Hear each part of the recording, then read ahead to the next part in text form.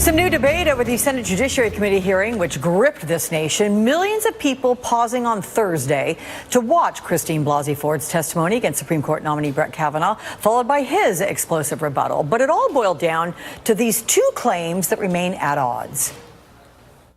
Dr. Ford, with what degree of certainty do you believe Brett Kavanaugh assaulted you?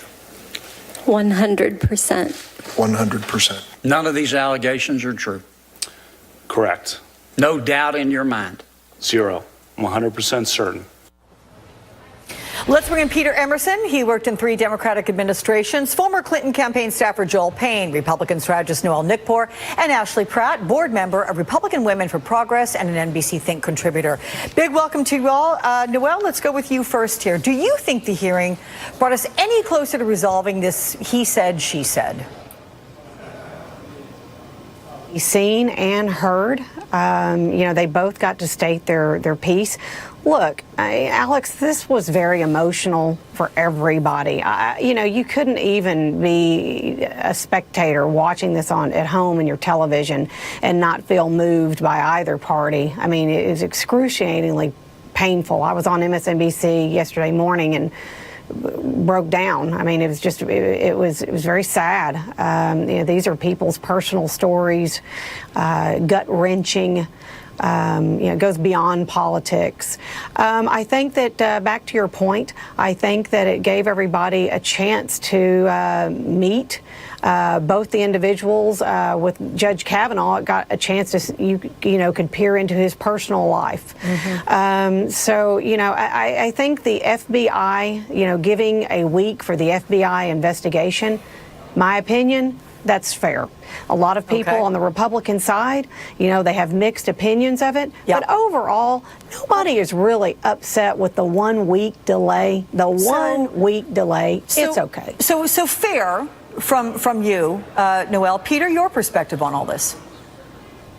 I think we did move closer to the resolving the he said, and as Ms. Murphy in your earlier segment pointed out, now 3 she says. For Professor Ford, she arrived and declared her terror.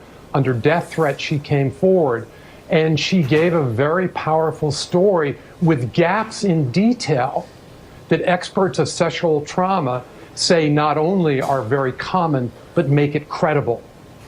For Judge Kavanaugh, he arrived, and I'm sure he believes that he did not commit a sexual assault on Professor Ford. But he displayed a very unusual public love and affection. Some would say an unhealthy relationship for alcohol, beer in particular. I don't know how many times he talked about how much he drinks beer, how much he loves beer. That experts also point out that in adolescents who overdrink, there's often memory deficits. Mm-hmm. So consequently, I think the public now has a chance to weigh the testimony of both. Indeed. Joel, your biggest takeaway from the hearing is? Well, my biggest takeaway is that while Judge Kavanaugh may have actually crossed whatever threshold he needed to with the White House and with Senate Republicans and with maybe some of the general public that possibly created some doubt on whether he was the perpetrator in Dr. Ford's story, he completely lost the war. The idea here is to show that he is capable of being an impartial jurist here. And he failed that test big time. I think he disqualified himself. I think he completely disqualified himself as a Supreme Court justice. If he were confirmed, he'd be the first partisan hack to ever be on the Supreme Court. That's no different than any 4 of us, all due respect to my co-guest here. That would be no different than any of us being on the Supreme Court. We have a perspective. We are operatives. We are paid to do this. Judge Kavanaugh is supposed to be someone who's above it. If you're Planned Parenthood, if you're the ACLU, if you're the NAACP, how in the world can you think you're going to get a fair hearing from Brett Kavanaugh? All right, same question to you then, Ashley. What's your big takeaway? I think the big takeaway here is that no one is a winner in this situation, and for sure the American people are more divided than they ever have been. It was a very dark day. For myself as a female, it was troubling to hear Dr. Ford come forward and share her story.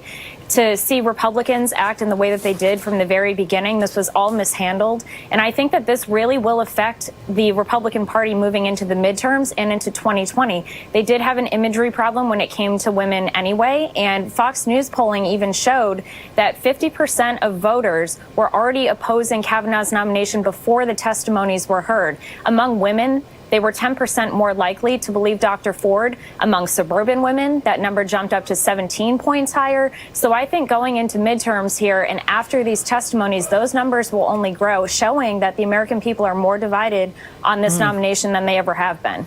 Noel, Jeff Flake calling for the investigation. Could that ultimately be what sinks Kavanaugh's nomination? And do Republicans feel that this was a betrayal? No, not at all. I think everybody understands what, Flake was feeling. I mean, when you looked at him when he came out of committee, you saw he was conflicted. I mean, he was very conflicted. It was in his face. You saw it. And he's not a man that hides what he feels.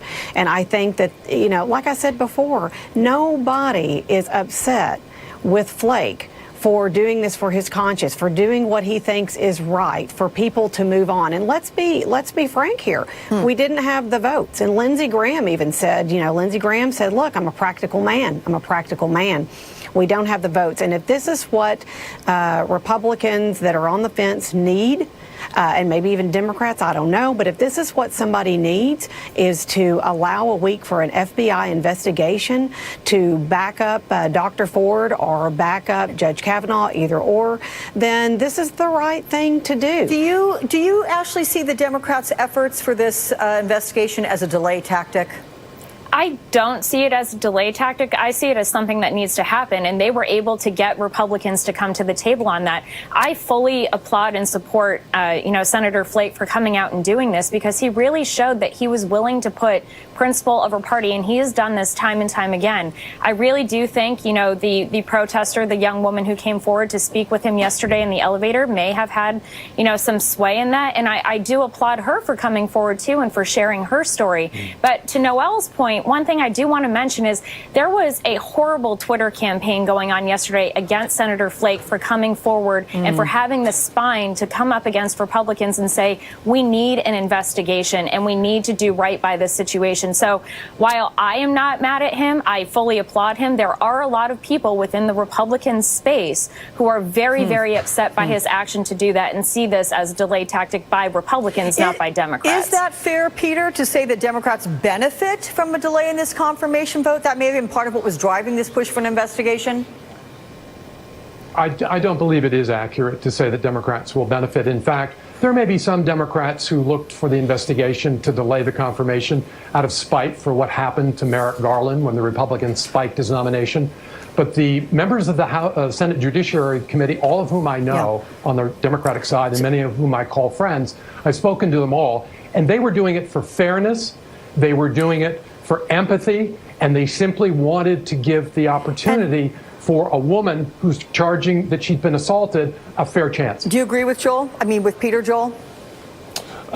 Listen, I think that Democrats did a good job of pushing that narrative, and I applaud Senator Flake for having the spine to change his mind. I think so many times in Washington we criticize people for not being able to change. I think we should give credit here that Senator Flake was able to flip and realize that he needed to reverse course. One other thing I'd say, it's really interesting to me, the president has waged a 2-year war against the FBI, and isn't it interesting that the FBI now holds the key potentially to his Supreme Court justice? And I really do, I'm watching very closely the implications of the president discrediting and disincentivizing the FBI for the last 2 years, and what impact that's going to have in this situation. And the fact that Rod Rosenstein was the guy that was on the phone with Jeff Flake and Chris Coons as they were trying to figure out where this thing would go. Hey, Noel, I want to get your take on this. It is an exchange between Kavanaugh and Democratic Senator Whitehouse on Thursday. It's getting a lot of buzz, so let's all listen to that.